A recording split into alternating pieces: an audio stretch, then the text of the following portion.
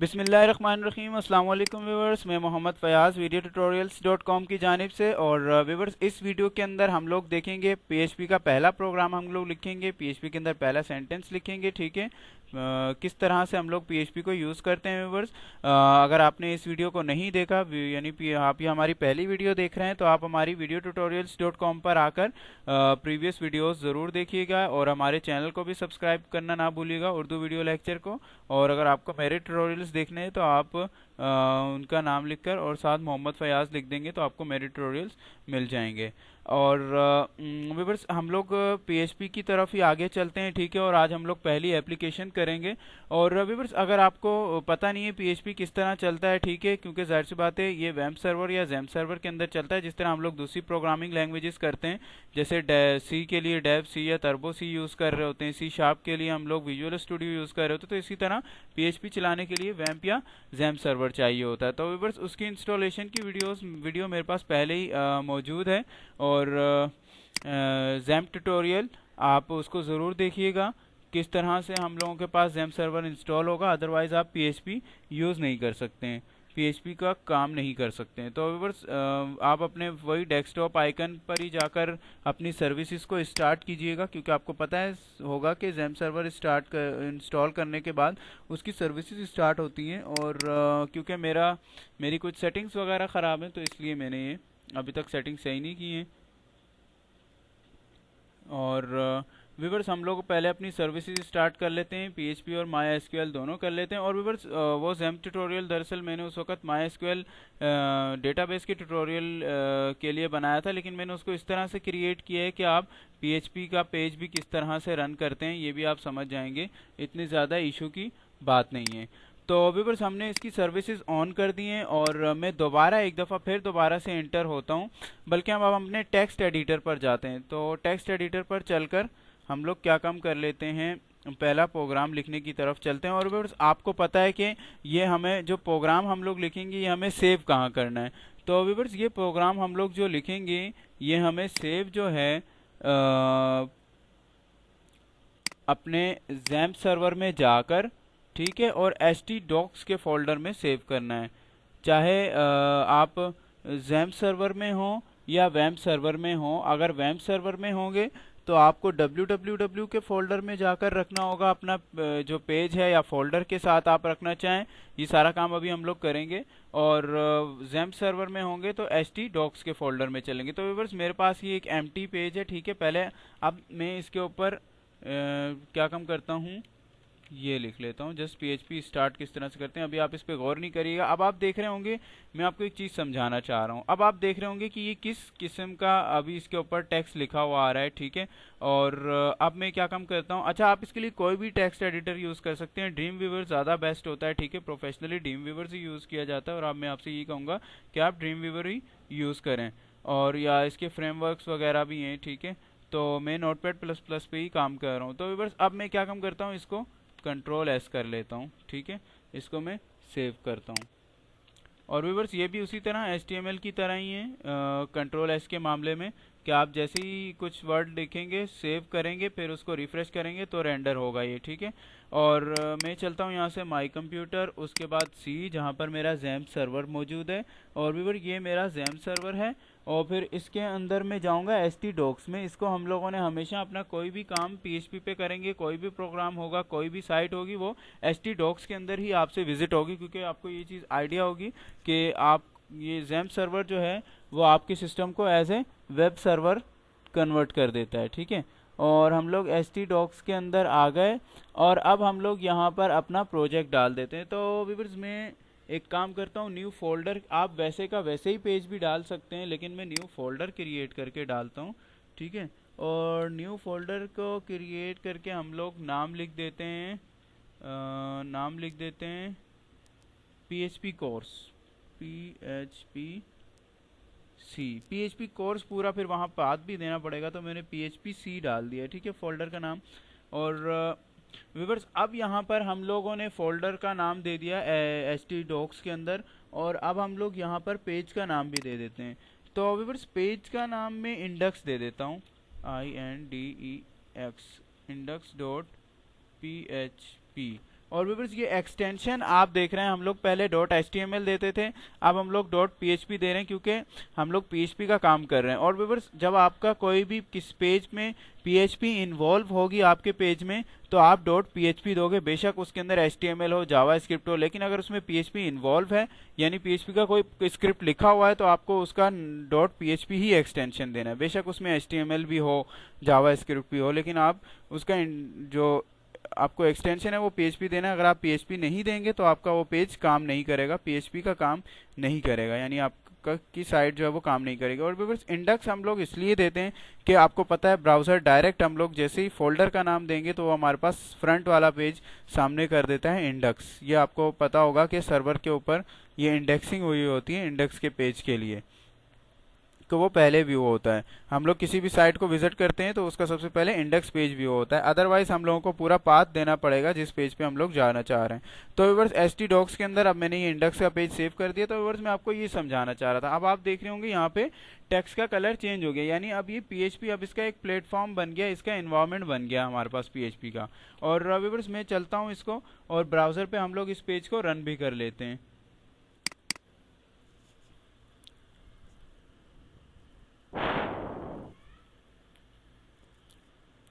और ब्राउज़र पे हम लोग इस पेज को रन भी कर लेते हैं। और व्यूअर्स हमारी सर्विसेज ऑन है, हम लोगों ने पेज सेव कर लिया। तो आपको पता है हम लोग अपने, अगर आपने डेटाबेस की क्लासेस देखी हैं, और व्यूअर्स ऑब्वियसली बात है जब हम लोग प्रोग्रामिंग तो सीख रहे हैं, लेकिन जब हम लोग एप्लीकेशन बनाने चलेंगे तो आपको डेटाबेस भी आना चाहिए, एसक्यूएल भी आना चाहिए।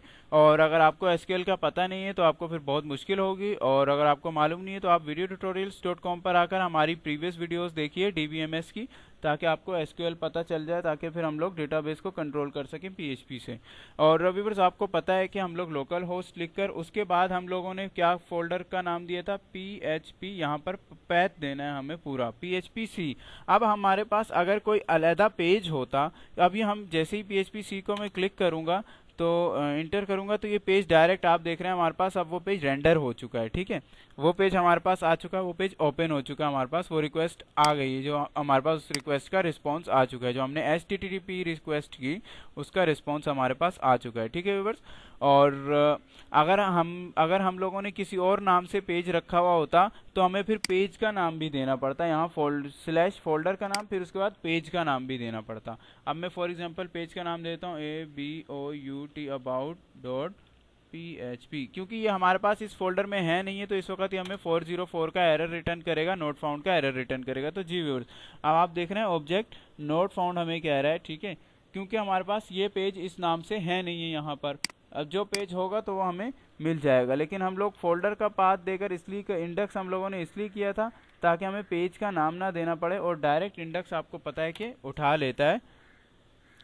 ये ब्राउज़र की इंडेक्सिंग हुई होती है, मतलब वो इसकी इंडेक्सिंग हुई होती है, और ब्राउज़र ये सर्वर ये चीज़ आपको फ़ौरन रिटर्न कर देगा सर्वर आपको। तो मैं दोबारा आता हूँ, LOCALHOST localhost/PHP-C। ठीक है, PHP-C लिखा मैंने, जो हमारा फोल्डर था, पूरा पाथ दे दिया हमने, समझो उसको।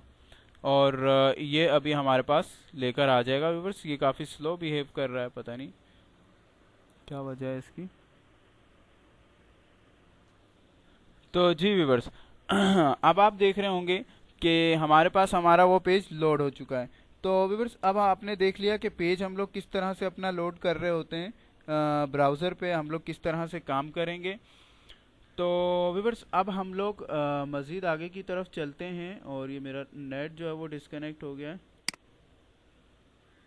तो व्यूअर्स अब हम लोग आगे की तरफ चलते हैं, और आगे की तरफ हम लोग ये चलते हैं कि PHP को स्टार्ट करते हैं। तो व्यूअर्स PHP को आप शुरू किस तरह से करेंगे, ऑब्वियस सी बात है, जब हम लोग जावा स्क्रिप्ट के लिए स्क्रिप्ट लिखते हैं तो उसके लिए स्क्रिप्ट के टैग लगाने पड़ते हैं। कोई दूसरी बीच में जब हम लोग jQuery वगैरह यूज़ करते हैं तो स्क्रिप्ट के टैग लगाने पड़ते हैं। इसी तरह जब हम लोग PHP यूज़ करेंगे तो उसको उसकी जो स्क्रिप्ट शुरू करने के लिए हमें इस तरह से शुरू करना पड़ेगा। बल्कि मैं एक काम करता हूँ, पहले HTML का एक डॉक्यूमेंट बना लेता हूँ, क्योंकि PHP हम लोग HTML में ही यूज़ करते हैं। ठीक है, वेब बेस्ड प्रोग्रामिंग करते हैं। HTML को क्लोज किया, ठीक है, उसके बाद हेड HEAD हेड, और उसके बाद हेड को क्लोज कर देंगे और उसके बाद बॉडी स्टार्ट कर देंगे हम, BODY बॉडी, और फिर बॉडी को क्लोज कर देंगे, BODY।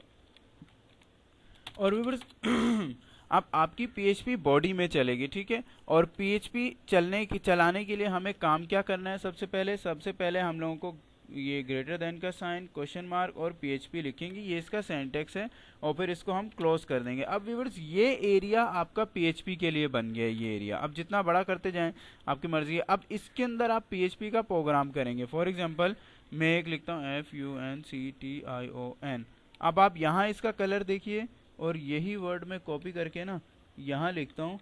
अब आप इसका कलर वहाँ देखिएगा, एक प्लेटफॉर्म है, ठीक है। अब क्योंकि ये एरिया इसके लिए बन गया है, और यही फंक्शन में यहाँ HTML में लिखता हूँ, तो आप देख रहे हैं कि ये कैसा हो रहा है, ठीक है। तो व्यूअर्स ये चीज़ आपको समझ में आ गई होगी, ये मैं आपको आगे चल के बताऊँगा ये फंक्शन क्या होते हैं, ठीक है। ये जस्ट मैं आपको बता रहा था, ये इसका अपना कीवर्ड है। तो व्यूअर्स अब आपको ये आइडिया हो गया होगा कि PHP हम लोग स्टार्ट किस तरह से करते हैं। जब भी आप PHP की कोई भी स्क्रिप्ट लिखेंगे तो आपको इस तरह से स्टार्ट करनी पड़ेगी, और उसको क्लोज इस तरह से करना पड़ेगा। इसके काफ़ी तरीके होते हैं, ठीक है। मैं इसी तरीके के ऊपर यूज़ करता हूँ ज़्यादातर, तो मैं आपको यही बताऊँगा। और 2-3 तरीके होते हैं इसके तकरीबन। तो व्यूअर्स आपने ग्रेटर देन का साइन, क्वेश्चन मार्क, PHP, फिर उसके बाद क्वेश्चन मार्क और लेस देन का साइन लगा देंगे, तो ये क्लोज भी हो जाएगी और ओपन भी हो जाएगी। और व्यूअर्स इसके अंदर अब आप जो है क्या काम कर सकते हैं, PHP की स्क्रिप्ट आप कुछ भी लिख सकते हैं। और उसके अलावा हम लोगों ने ये PHP तो हम लोग HTML के अंदर यूज़ कर रहे हैं, ठीक है। और बल्कि अभी मैं आपको आगे बताता हूँ। तो व्यूअर्स हम लोग पहले ही इसके अंदर स्क्रिप्ट लिखते हैं, क्योंकि हम लोग HTML के अंदर PHP को एम्बेड कर रहे हैं, ये चीज़ आप याद रखिएगा। फॉर एग्जांपल हम लोग P के टैग में कोई PHP का वेरिएबल शो कराना चाहेंगे, बल्कि मैं पहली स्क्रिप्ट लिखता हूँ। तो व्यूअर्स PHP के अंदर हम लोग पहली स्क्रिप्ट लिखते हैं। तो पहली स्क्रिप्ट लिखने के लिए हम लोग सबसे पहली स्क्रिप्ट लिखेंगे, कुछ भी लिख देंगे, ठीक है, प्रिंट कराएंगे। तो व्यूअर्स ये जो मैंने एको का वर्ड इसके अंदर यूज़ किया है, ठीक है। एको का वर्ड क्या है, एको जो है इसका एक कीवर्ड है। जिस तरह से हम लोग कुछ भी प्रिंट कराने के लिए इसमें एको या प्रिंट यूज़ करते हैं, आप प्रिंट भी लिख सकते हैं, ठीक है। फॉर एग्जाम्पल मैं एको ही यूज़ करता हूँ, ठीक है। मैं इसमें आपको रीज़न भी बताऊंगा, PRINT। आप प्रिंट से भी आप कुछ चीज़ प्रिंट करा सकते हैं ब्राउज़र पे, आप अपने पेज पे, और एको से भी करा सकते हैं। और प्रिंट में क्या बात होती है, प्रिंट और एको में डिफरेंस ये है कि स्पीड का डिफरेंस है। एको थोड़ा सा फास्ट है, थोड़ा सा फास्ट रेंडर करेगा। इसका हो सकता है फ़र्क आपको पता ना चले इतना, क्योंकि नैनो सेकेंड्स का फ़र्क होता है, माइक्रो नैनो सेकेंड्स का फ़र्क होता है। लेकिन एको फास्ट होता है, प्रिंट थोड़ा सा स्लो होता है। और व्यूअर्स उसके बाद हम लोगों ने एको, और उसके बाद ये पैरेंथेसिस हैं, क्योंकि हम लोग कोई स्ट्रिंग लिखने जा रहे हैं व्यूअर्स।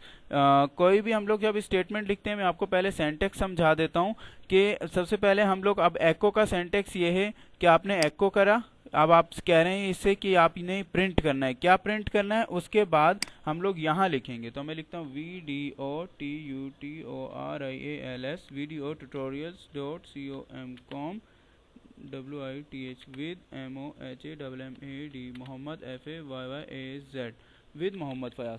तो व्यूवर्स अब हमने ये लगाकर अब हम लोग कोई भी स्ट्रिंग लिखेंगे व्यूवर्स, कोई भी हम लोग कुछ भी चीज़ लिखेंगे हम लोग यहाँ पर, तो हम लोगों को ये दो पैरेंथेसिस के अंदर लिखना होगा। जब हम लोग प्रिंट कराएंगे कोई भी स्ट्रिंग होगा आपका, तो ये दो पैरेंथेसिस में आएगा। जब हम वेरिएबल्स की तरफ जाएंगे आगे, तो उसके अंदर भी हम लोग ऐसे ही करेंगे, पैरेंथेसिस वगैरह बनाएंगे, और उसके अंदर हम लोग टेक्स्ट रखेंगे, और फिर उसके बाद उसको प्रिंट कराएंगे दूसरी तरह से।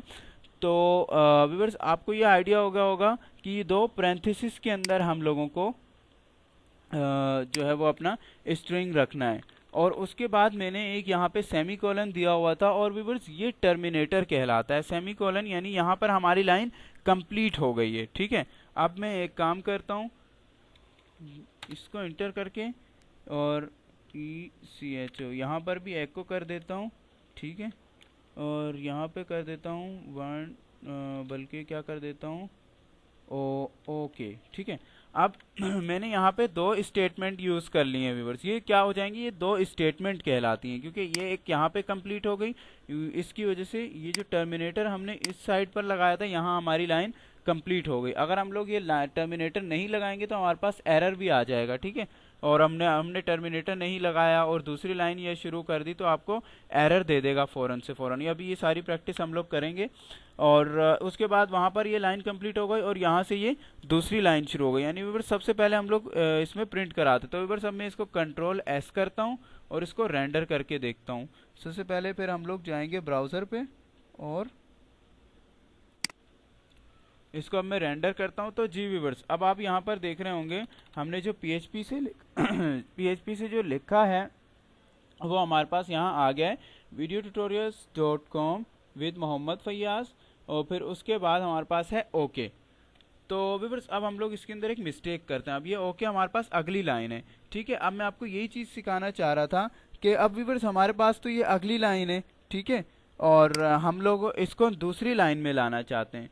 तो व्यूअर्स ये तो था हमारे पास कि हम लोग HTML के अंदर PHP किस तरह से यूज़ करते हैं। PHP किस तरह से यूज़ करते हैं, जस्ट हमने क्या काम किया, ये पैरेंथेसिस लगाए, पैरेंथेसिस नहीं, ये स्टार्टिंग और इसके ये लगाए, मेरे इस वक्त इसमें जहन में नाम नहीं आ रहा है, टैग्स कह सकते हैं हम लोग, ठीक है। ये टैग्स लगाए स्टार्ट और क्लोज के, और हमने HTML के अंदर तो PHP यूज़ कर लिया, लेकिन अब PHP के अंदर हम लोग HTML कैसे यूज़ करें। तो व्यूअर्स सिंपल सी बात है, PHP के अंदर आप HTML किस तरह से यूज़ करेंगे। फॉर एग्जांपल अब मैं इन दोनों लाइनों के बीच में डिफरेंस करना चाह रहा हूँ, ठीक है, डिफरेंस करना चाह रहा हूँ। तो आप एक काम तो ये कर सकते हैं कि आप इसी में ही क्या काम करें, BR लगा दें, सिंपल सी बात है। अभी मैं देख लेता हूँ, BR लगा दिया, ठीक है, और इसको हम रेंडर करते हैं कंट्रोल एस करके, ठीक है।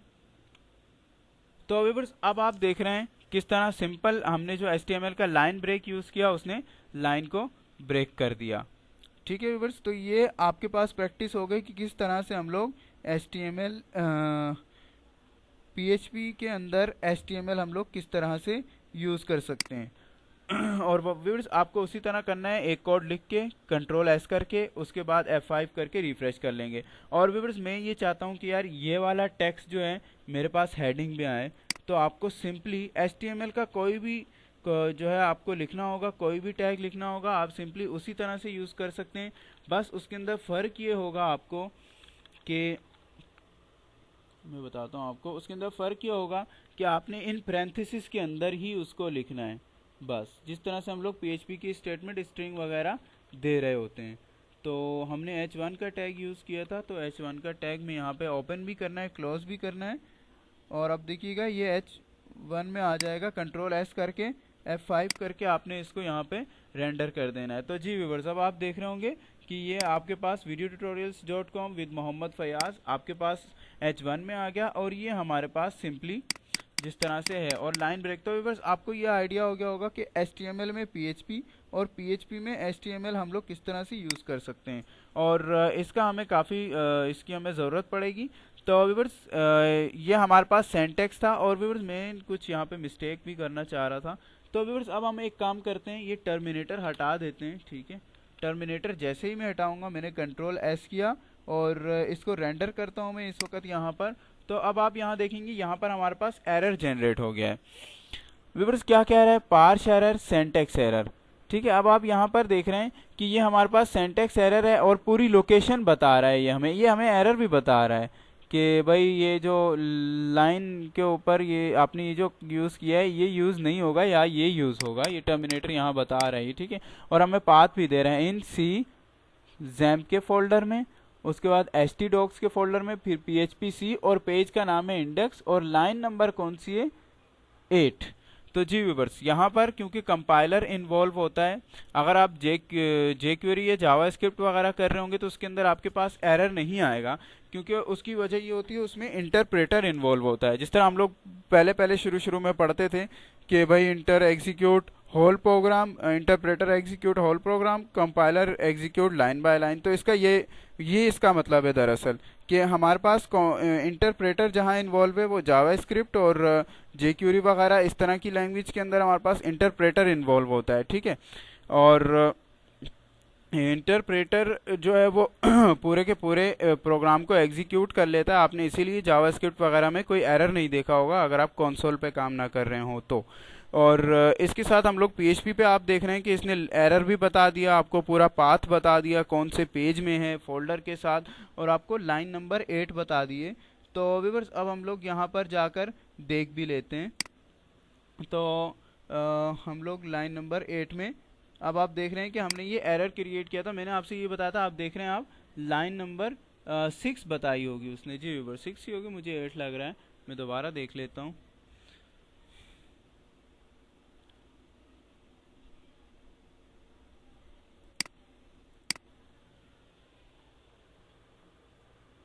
व्यूअर्स ये लाइन नंबर 8 बता रहा है, और ये लाइन नंबर 8 इसलिए बता रहा है क्योंकि व्यूअर्स ये कभी इस तरह से हो जाता है कि आपको ये कभी ऊपर बताएगा एरर, आपको आगे पीछे थोड़ा सा देखना पड़ेगा, क्योंकि ये लाइन नंबर 8 पे एरर ये इसलिए बता रहा है क्योंकि हमारा लास्ट जो प्रोग्राम है, अगली जो लाइन है ना, वो हमारी लाइन नंबर 8 है।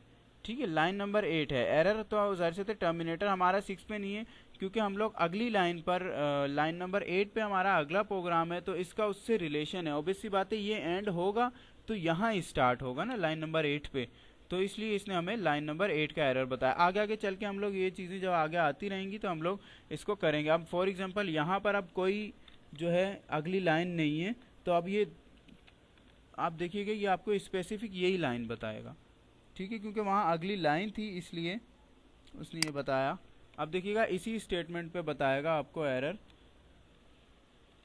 बल्कि यहाँ पर हमारे पास कोई अगली लाइन है नहीं है, तो इसलिए आपको एरर ये देगा भी नहीं। और व्यूअर्स मेरे पास ये जो ज़ैम्प सर्वर है थोड़ा सा ये लेटेस्ट है। वैसे ये टर्मिनेटर के अलावा आपको एरर ज़रूर देगा। ठीक है, आप टर्मिनेटर लगाना फिर भी ना भूलिएगा। जैसे अभी मैंने टर्मिनेटर नहीं लगाया, इसने एरर नहीं दिया क्योंकि अगली लाइन थी नहीं, इसलिए इसने एरर दिया, वरना मैंने यहाँ टर्मिनेटर लगाया था तो इसने एरर दे दिया था क्योंकि अगली लाइन मौजूद है। लेकिन अगर आप पुराने किसी वेब सर्वर में करेंगे तो उसमें लाइन हो या ना हो आपको एरर ज़रूर देगा, वो आपको एरर देगा, आपका प्रोग्राम एग्जीक्यूट नहीं होगा। तो व्यूअर्स अभी हम लोग बात कर रहे थे कि HTML में PHP और PHP में HTML किस तरह से यूज़ कर सकते हैं, और हम लोगों ने पहला प्रोग्राम भी लिख लिया। सिंटैक्स आपको आइडिया हो गया होगा कि टर्मिनेटर क्या करता है, हमारे पास लाइन को एंड करता है, और एको से हम लोग कुछ भी चीज़ प्रिंट कराएंगे, कोई भी स्ट्रिंग हमें डबल कोटेशन में देना होगा, यानी ECHO उसके बाद डबल कोटेशन और टर्मिनेटर, ये हमारी एक लाइन कंप्लीट हो जाएगी। अब इसके अंदर हम कुछ भी लिखना चाहें वो हम लिख सकते हैं, 1 2 3 कुछ भी लिखना चाहें हम लोग इजीली लिख सकते हैं। और व्यूअर्स ये जो है वो लूजली टाइप्ड लैंग्वेज है। ठीक है, ये मैं आगे आपको चल के बताऊंगा डेटा टाइप्स के अंदर जब हम लोग करेंगे। तो व्यूअर्स अब आपको इसके सिंटैक्स का आइडिया हो गया होगा कि HTML के अंदर PHP और PHP के अंदर HTML हम लोग किस तरह से यूज़ कर सकते हैं। तो व्यूअर्स मुझे उम्मीद है आपको ये वीडियो पसंद आई होगी, और आपने अगर हमारी पहली वीडियो देख रहे हैं तो हमारी प्रीवियस वीडियो ज़रूर देखिए videotutorials.com पर आकर। और तब तक के लिए अगली वीडियोस के लिए मोहम्मद फयाज़ को इजाज़त दीजिए। और व्यूअर्स मैं आपके फीडबैक का भी वेट करता रहूँगा। तो अगली वीडियोस के लिए मोहम्मद फयाज़ को इजाज़त दीजिए। अस्सलाम वालेकुम।